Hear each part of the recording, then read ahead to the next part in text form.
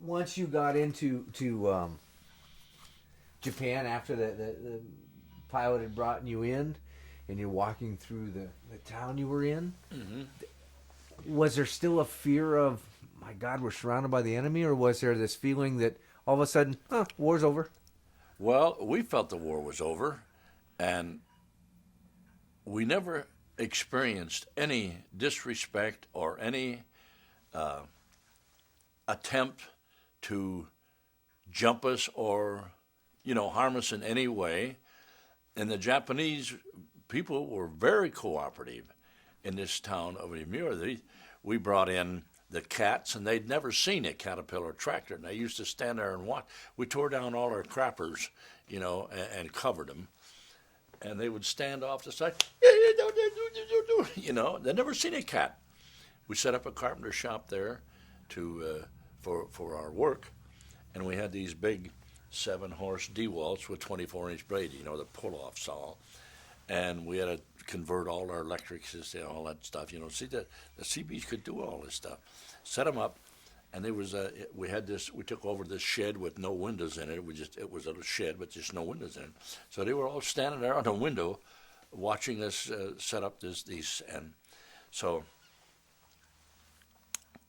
all of a sudden they were ready, and they turned them on, and they went wee, and they run like hell up the hill and pointed down. They were funnier than hell. And the average one could run under your arm, and they would work for 3 days. They would work for 3 cigarettes a day. You could get them to do anything you wanted them to do, and I remember I had 2 of them following me around, working with me for 3 cigarettes each a day. We had them little K-ration things, and they loved them. And K-ration themselves, we give them the box. And when they sent us to Japan, they were in such a hurry to get a CB battalion into Omeo to Mitsubishi Aircraft Factory and so on, what a big runway was coming in for the VIPs. They forgot the food. Believe me, they forgot the food. They hold a pile of whole goddamn outfit on and dumped them off in Sasebo, and we got there and looked around. Where's the food? Honest to God, they forgot. And they had the fly K-rations in, but no coffee. Okay, so our biggest problem was for about 4 weeks we had no hot coffee. Every day, the subject of all the conversation, where the hell's the coffee? When we're going to get some coffee? And I got to tell you something. As we formed in the battalion, to get ready to go to work, and the trucks come, we would jump on, go to work, do what we were going to do. After you were dismissed and waiting for the trucks, 6 or 8, 10 guys would stand around a circle talking. Where's the coffee? When am I going to get the coffee? Where's the coffee? And I walked up to one of these groups, and there was an opening. I put my hands on their shoulders, and I said, guys, what the hell did the goddamn effing Cap Chaplain say about the coffee? And I turned, and here was the chaplain. Oh, God. I slid my arm off his shoulder back. That guy wouldn't talk to me. He wouldn't have a thing. I thought he was a fag. I really did. But nevertheless. Do you hold any animosity today? Well, that's a point. A lot of guys on a 45th or 50th anniversary took a trip to Japan to go down and see Iwo again, right? I was going to sign up and go. Something happened. We were going to go on some tour or something. So I didn't go. They flew to Tokyo, and boy, they got into Tokyo, and they say they saw Fuji and the speed train and all of the Ginza Strip and everything else for 3 days. And come day to go on to Iwo, Japanese government said, no, No whatsoever.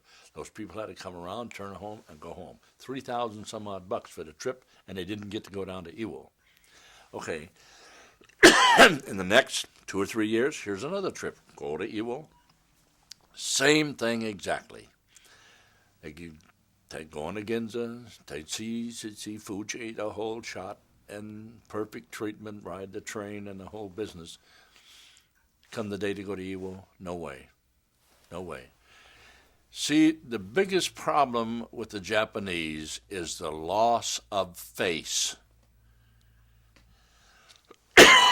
Okay, the third time,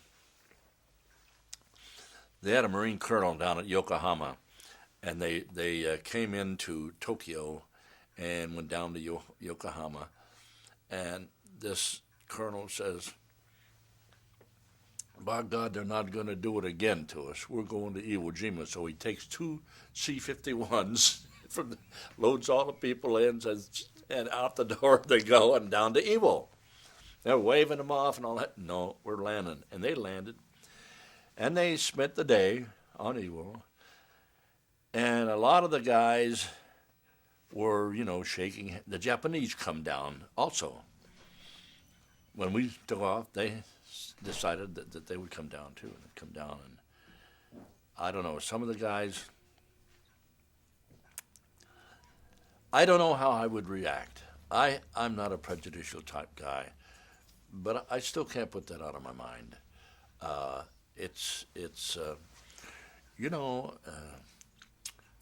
To kiss up to the enemy like that and meet them, they took pictures of it, and some of the guys just couldn't do it, they'd turn away from them.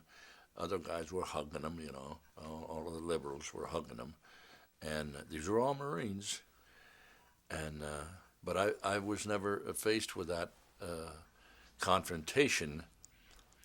I still don't like the people. They've done fine and in all of their business and their cooperation with the country and making the cars and all that. To me, I was going to say, you don't see what I've seen and go up and hug them. But some of the guys did, who were very compassionate people. I'm not very compassionate. But I wouldn't go up and hug one or even shake his hand. I'd stand in a ceremony somewhere and this, that, and the other thing. But personally, and I don't go around bashing them or trying to cut them down or nothing like that, but I just don't feel comfortable. That's it. I don't feel comfortable. That's funny. You've asked that. I've never had to answer a question like that. I've talked quite a few places to the Elks Club and the high schools and so on and so forth, but I've never been faced with one. I went to one of the middle schools out in Linden. They double up the class, and the teachers all stand on the back wall, and my children, all of my sons and daughters in town there, say, now, Grandpa, when you go, you don't cuss. You're going to them kids. And I says, okay, I won't cuss. But I get kind of excited sometimes when I'm talking about evil. So anyhow, I went through the whole process, about 3 hours in a double class, and all the boys, they want to know about the P-51, the hot pilot and all that stuff, and I shoot them up. And finally, we had the question and answers, was all done. And it's about time I was ready to step down off the podium. I see this hand way off in the corner, little girl, it's about 14 years old. She says, well, Mr. Littlefield, who won? And before I could catch it, I said, sweetheart, we kicked their ass. Oh, in the teacher's mouth. And the kids started to laugh like that. And so I was invited back there no more. Well, I'll tell you, that's the good thing about this tape is we had a big debate about that, and I said I refused to edit any of that out. To do what now? I refuse to edit that out. The conversations we have are going to be the conversations we have. Yeah. And that's what we want to hear is, the way people speak. The way that people feel. It's real funny because I interviewed one gentleman. He was, he's about 78. He was a Marine, EO and all that. And he said the Japs, and then he stopped and he said, I know my granddaughter tells me I'm not supposed to call them Japs. Mm-hmm. But they were Japs that we fought. Yes. Which is what it was that you fought. Mm-hmm. You fought, and it said on the paper, Japs surrender. I mean, it was a different time. That bothers me sometimes when I think maybe I should say the enemy instead of Japs. But I always use the term Japs, and I'm not afraid to use that term in my talks and speeches and so on and so forth. I use it all the time. I don't think of them as anything else. But when you were at EWO, that's who you fought. Sure, that was it.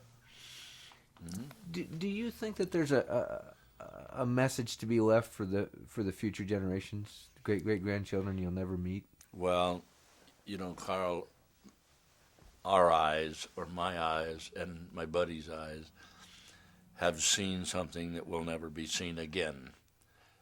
It will be a punch war or a missile war and so on. There will never be another Iwo Jima. And I don't know how to answer that. It'll never happen again, that type of a battle. There's all of this Bosnia and the Desert Storm and all that kind of stuff. There's nothing like an Iwo. It was the Desert Storm, 100 days, and they walked away, which was maybe the right thing or the wrong thing to do. It's not it doesn't bother me anything. But this was a totally desperate struggle on that island. They had to go to each hole in the ground and dig them out, literally. We had all the demolition on Iwo Jima was done by Seabees. We had expert demolition dynamite men. They would go into the pale boxes and so on and so forth and set a charge and blow it up. And they were expert demolition men. Marines had no demolition men at all. So this unit of demolition guys were right in the lines with the Marines at all times doing all the demolition work. They had to blow up something. They would build up a big old satchel and drop it down in one of the air shafts and, all that kind of stuff.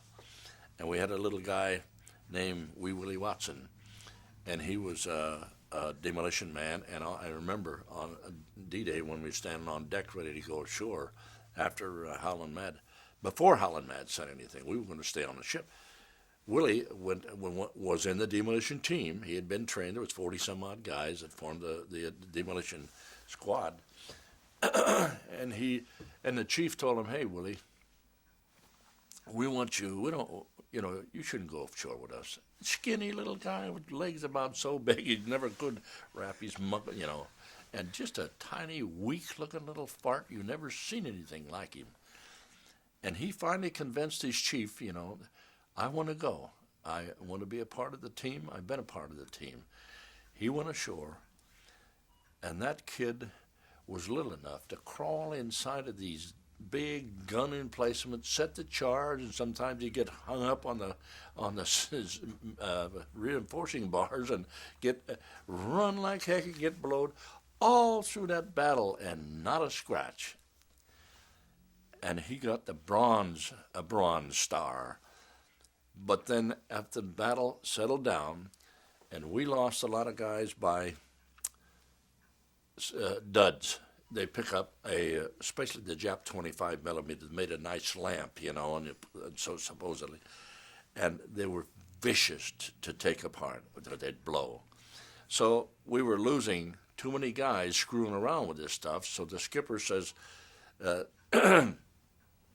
send a barber green down on the beach and dig a hole and put Wee Willie down there. And now all you guys that want to delouse this stuff, give it to Willie.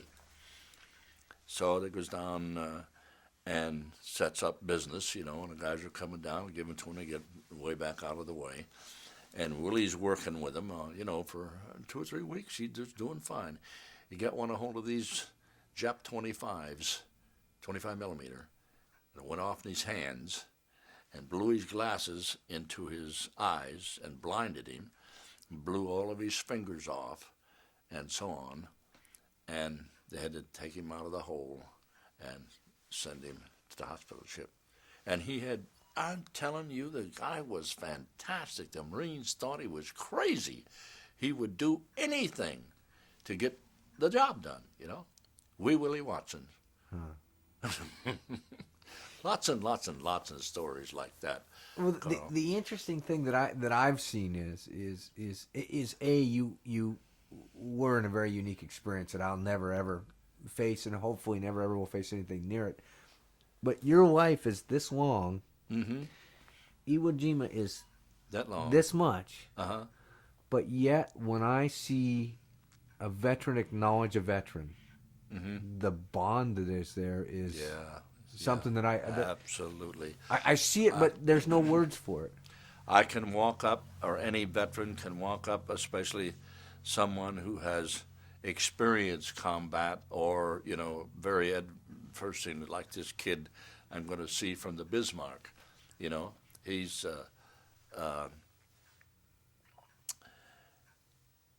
instantly you have a bond, and you can feel it like a hammer that hits you when you meet a serviceman that has done the things and been in World War II and so on. Instantly, I can shake his hand, and I figure I've known him for years. He's a part of me, and I'm a part of him. And there is a camaraderie, very quietly, that when I meet a guy like that, I feel like I've known him since the war, literally. Now, this guy on the Bismarck Sea, he's going to come over Saturday, and just talking to me on the phone. He's my buddy. He's been there. He's done it, And it really is. I know that Dorothy knows it all the time. When I meet a guy that has been in the service, a Marine or otherwise, there is no embarrassment about what you say or what you do. Hey, he knows what we've done together as a unit or as a war person. There's no experience like it. Because a lot of people can say you can meet them and they're in the service or out of the service. Yeah, see, I know how it is. Well, you'd never know how it is unless you've been there. And if they haven't been there, there is no camaraderie or no way to instantly know that man. As a buddy, as a friend, as a comrade, as whatever you want to call it. Those guys, the guys down in Tukwila that meet at Don Newbolt and old Bill Bender and all of them. I sit in amazement of those guys. And, of course, they sit in amazement of me because I was there with them. But I look at those guys and I say, how in the hell can they be here? They should be in Arlington or somewhere, when they bring them back and bury them.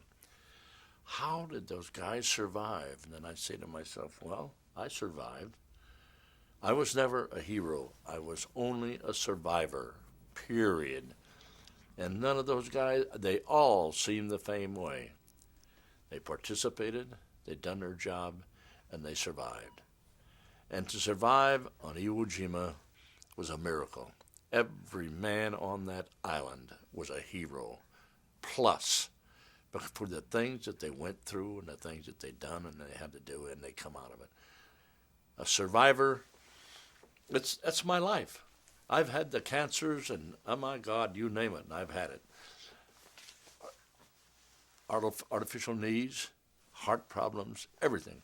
The whole work. Cancers, melanomas, the whole shot. Lost my thyroids because of U31 radiation. 2 weeks after the bomb, we were standing in dust in ground zero, just looking around to see what it was. Nobody told us what radiation was. Nobody said, hey, get out of that stuff or stay the hell away from the ground zero area. Of course, it was all over for 40, 50 miles. But basically, when I put in the VA, I lost my thyroids, which you lose an organ, you're allowed to have a disability. Okay, I'm a disabled American veteran. During the battle of trying to get a dispensation for the loss of the thyroids organs, the file was about this thick. It's now about this thick. But anyhow, they called me into a meeting one day, a ratings meeting, and 10 or 15 officers and people were sitting there, and this one dumb lieutenant, he stands up, he says, well, Mr. Littlefield, he says, didn't you have a Rincon badge in Nagasaki? I says, hell, sir, they weren't even invented for 10 years.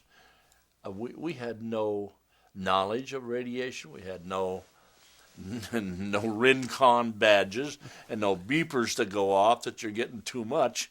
And we were working and sweating in that area. We went up in August and in September. It was still hot, so we tied our T-shirts under our arms, you know. And I've had a carcinoma as big as a grapefruit and a melanoma right in the middle of it later. I've had about 7 or 8 cancers cut out of my back this long, and nothing. They will not allow no dispensation for radiation. In the VA, the hospital, it's a training ground for young doctors and old doctors that can't make it or something. And they're there for 3 years, and it's an internship. And they're told what to do and what not to do. I have been down many, many times with this cancers all over my back, scarred this long, and nothing. No, deny, no, we don't. No, that wasn't U31 radiation. You know that blah blah blah blah blah, and it's all BS. But here about a month or two ago, I went down, and they had a new raghead, an Indian doctor, and he took me in for an examination for some reason. I don't know. I had to go down and have an examination, and he looked at all of the scars and so on. That scar, the carcinoma, was that big on my shoulder. And he said, yeah, Mr. Littlefield, that's cancer. It was all caused by U31 radiation. Yeah, and he's writing all the. He didn't know nothing. He had just come on the job. He had not been briefed on you don't admit nothing, baby. And so, God, I said to myself, bingo! I finally got somebody to recognize the fact that these cancers were caused by U31 radiation in Nagasaki, Japan. Whoopee! I got it made. I'm going to get a 10% or so. I'm 1 week later, and when I come, Mr. Littlefield, would you mind coming down for another examination? We have lost your file. Oh, shit. And the file's this thick. How in the hell could they lose it? I went down. Oh, yes, Mr. Littlefield. No. Nothing. They're trained. You know, they're told not to admit anything. And so that's the way it is. Now, they still deny everything. He took pictures of all the scars, the whole shot. Went downstairs. He was just busy old boy. He was doing great. This is U31 radiation. He had all of the photographs in the file and everything, and he lost the file. So that's how they operate. With all of that, I guess seeing that, because there is that unfairness. I mean, in that the government has been unfair to our veterans in a lot of different ways. Yeah, they have many ways. But which kind of dissuades me from the next question. But I kind of know some of the answer to this. When I drive here and I see that you are you fly the American flag out there, what does that mean to you? That's extremely proud of that flag. I've seen too many people die for that flag. How in the hell could I help but love that flag? You understand? It's I've been wanting to do that, but I had no place to put a flag where else I lived. And I went down and I bought the pipe and I screwed it together and I got the flag. And down here at the Geneva station, they're building a new firehouse, and I had no way. It weighed 250 pounds, the pipe, and I had no way to raise it. So I went down and was going to ask a couple of carpenters if they'd come by on the way home from work and help me push it up. I had the hole dug, the cement, everything ready to go. And I didn't see any carpentry, but I saw 5 little Mexicans sitting on a wood pile down there having their break. So I thought, I'll try the Mexicans and see what he says. So I asked him if they'd, after they get off work and when they go on the way home, help me raise the flag. My grandsons were all busy until the next Saturday. Now I wanted to get it up. I'm extremely proud of that flag. I love it with a passion. I talk to it or I salute it every time I see it or go by it. And the Mexicans said, yeah, we can help you. Only one of them spoke English. They were all a bunch of wetbacks. So I says, okay, after work, no, we'll come up right now and do it on our break. So just a couple of doors down. So here I'm leading 5 little Mexicans up to the pole, and they string out on it and lift it up, and swing it around, and I had the lanyard and all that stuff on it, and all the guys ready to tie, and the stakes drove and everything. So they got it around and squared away and started it up, and boy, I didn't know whether they were going to make it or not. They were humping, and one was running, and the other one running, and they were so short that they didn't have much push. If you get a tall man, he got quite a bit of. And boy, when it broke the point where I knew we were going to make it, I really breathed a sigh of relief, and slid down in the hole, and we guided off, and they went on back down to work. And I wanted to give them $20 to buy a 6-pack or 2 6, and they wouldn't take a dime. Said no, Mr. Littlefield, and only one, as I say, can speak English. So I poured the concrete the next day and did it all, and that was over a Halloween, and we had a whole bunch of candy and stuff. Dorothy got way too much. Nobody come, 1 or 2 people, and that was it. So I took all that candy, and Dorothy put it in Ziplocs. 5 of them, big Ziplocs full of candy. And I went over to the roofing company, Mount Baker Roof, out there on the Hannigan. I went in there, and there's this lady who seemed to be running everything. And I said, hey, those guys helped me raise my flag, and I want you to give this to them to give to their kids for some type of. Oh, she said, yes, I sure will, Mr. Littlefield. I'll see that they get it. And I knew she would because she looked like the boss to me. I don't know who she was, but anyhow. No, I have a tremendous, tremendous respect for the flag. And what tears me down the worst is to see the dipshits burning the flag. And I think there should be a law. And maybe under Bush we might get a law that says you can't burn the American flag. But that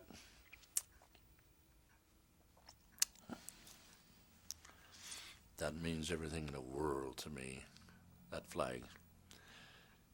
Because I've seen so many people die for it.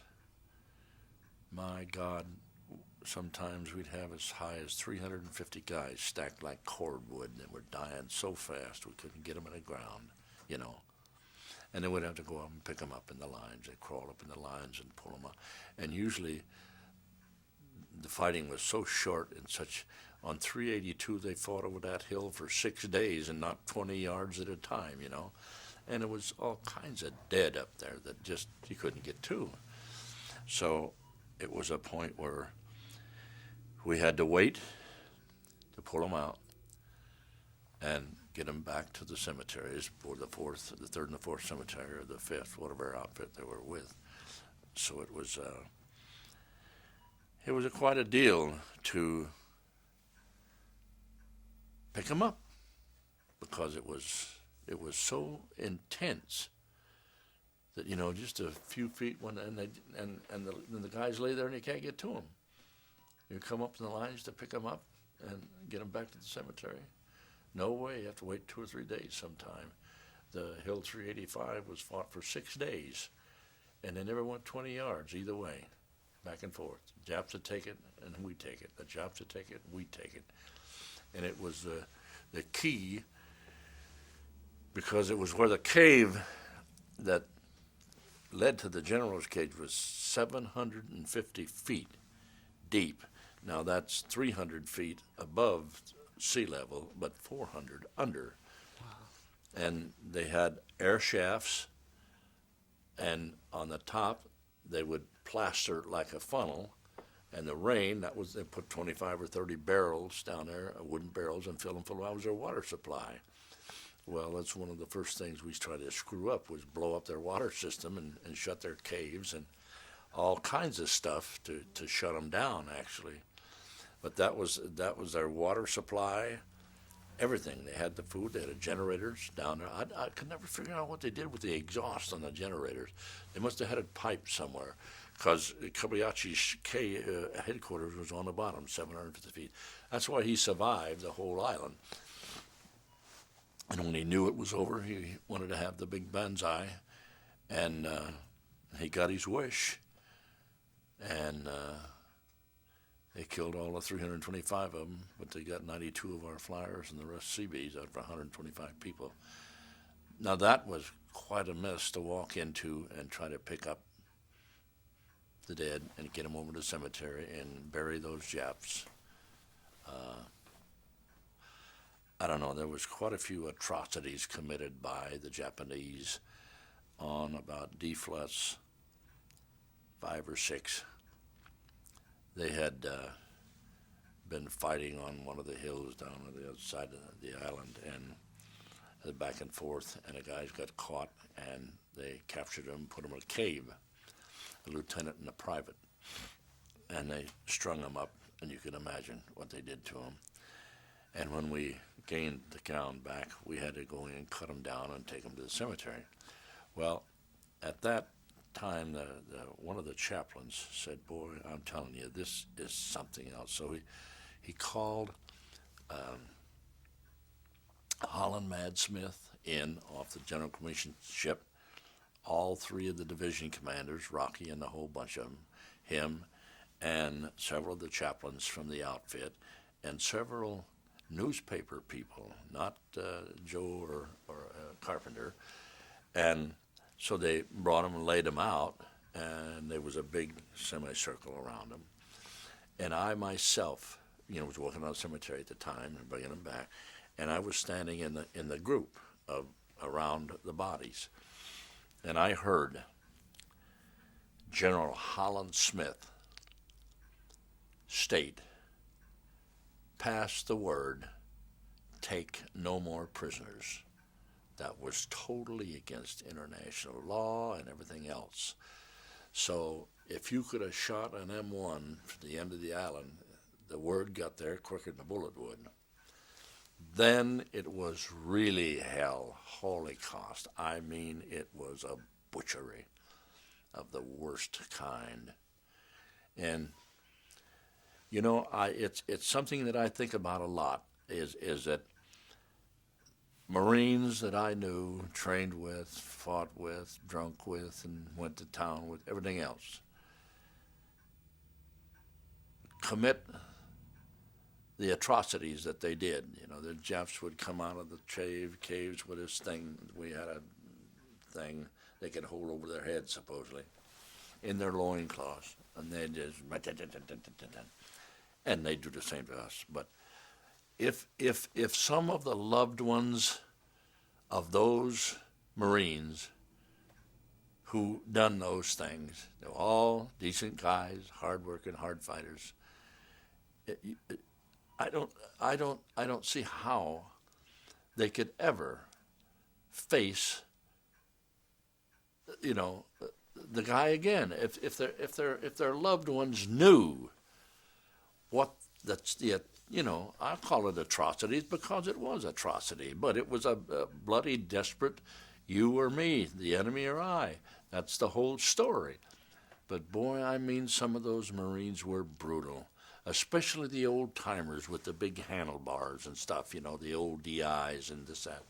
They had committed things that if their loved ones knew what they had done, how would they be able to face them?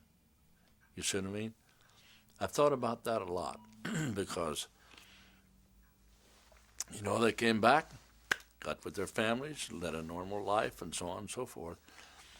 But that's back there all the time, what they did in the way of pure atrocities or butchery, whatever you want.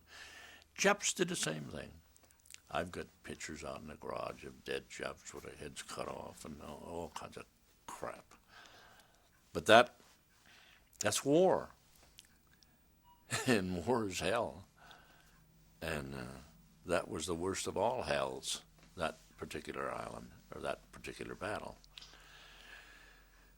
Because it was so furious and it was so critical to the Japanese to hold on to that island. The emperor, as I told you, he got old Kuribachi and he paid him on the head and said, now you got to save Iwo Jima.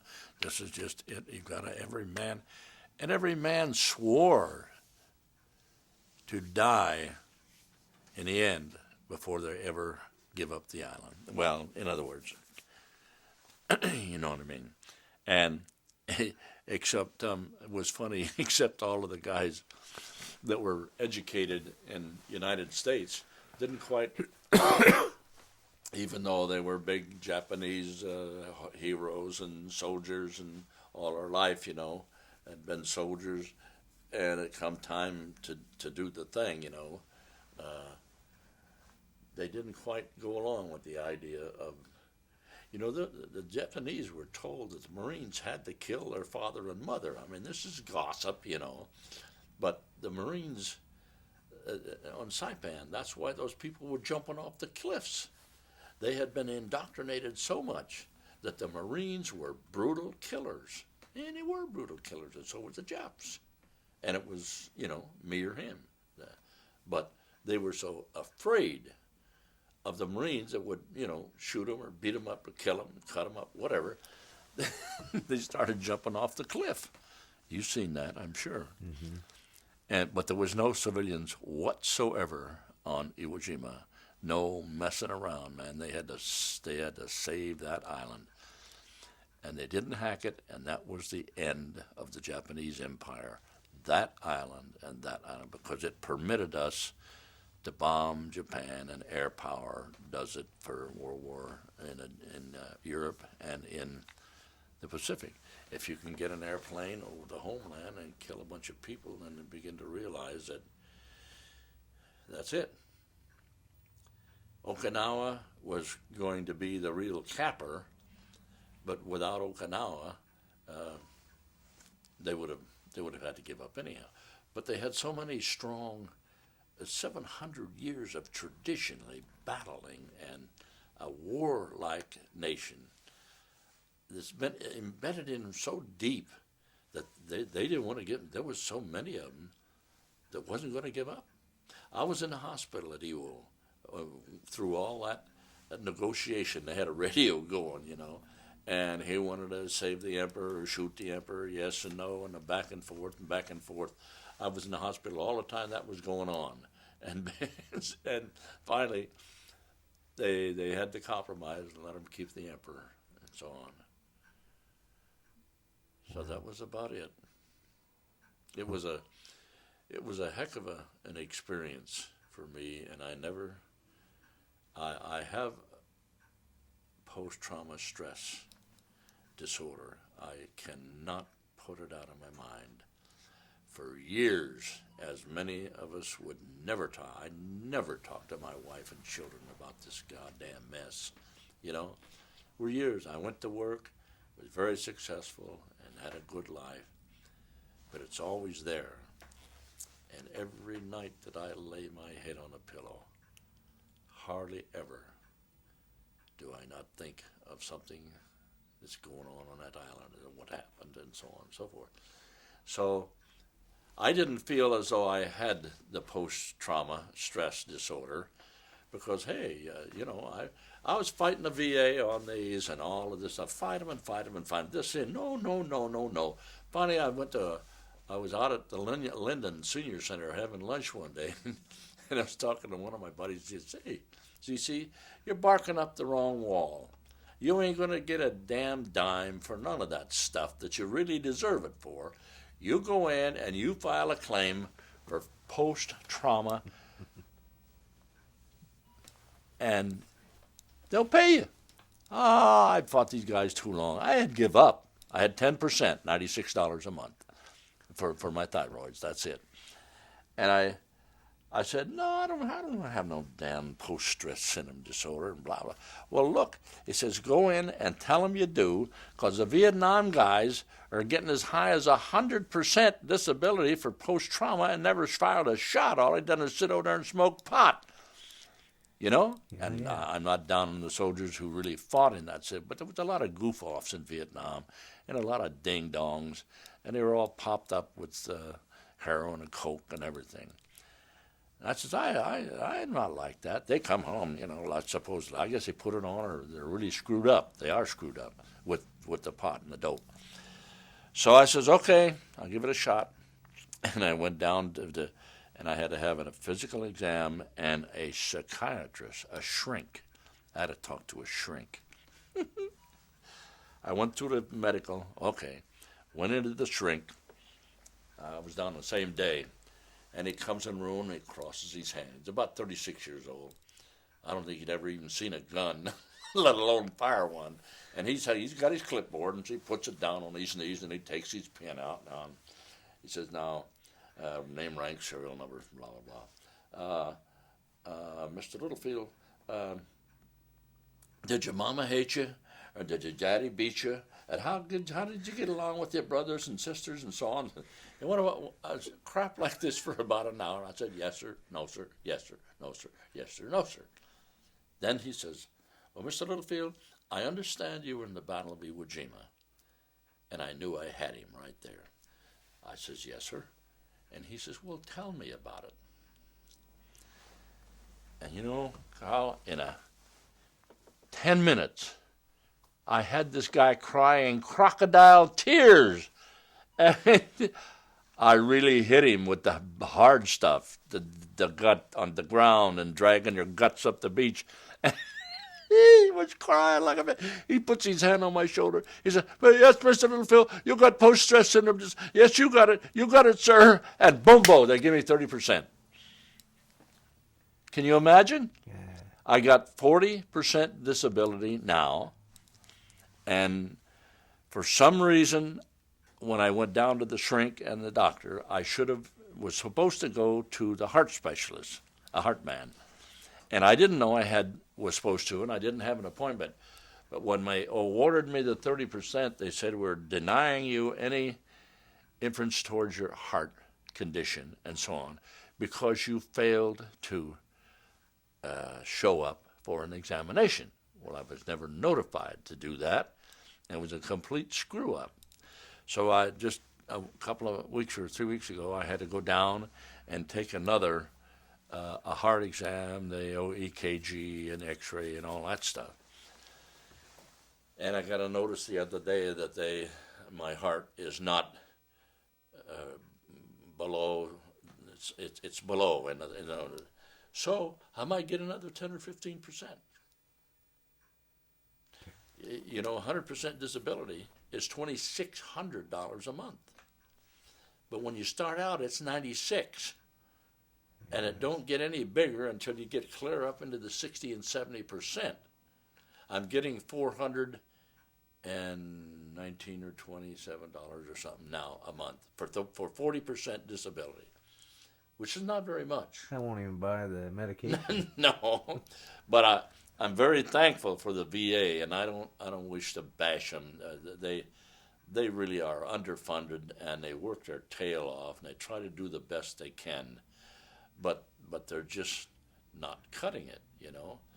They keep wherever they want to cut something. Congress, they say, we'll whack the VA, and it's I can't knock it because they give me all of my medication, okay? And God, some of the pills I take are expensive. And so I don't have to worry as a senior citizen like Dorothy does. She has to pay for her medication. And I just get the little slip, send it in, boom, I don't even have to go down, you see. And I take about 9 or 10 different medications morning and night. And I'm a diabetic. They send me all my insulin. Wow. That's $25 a pop.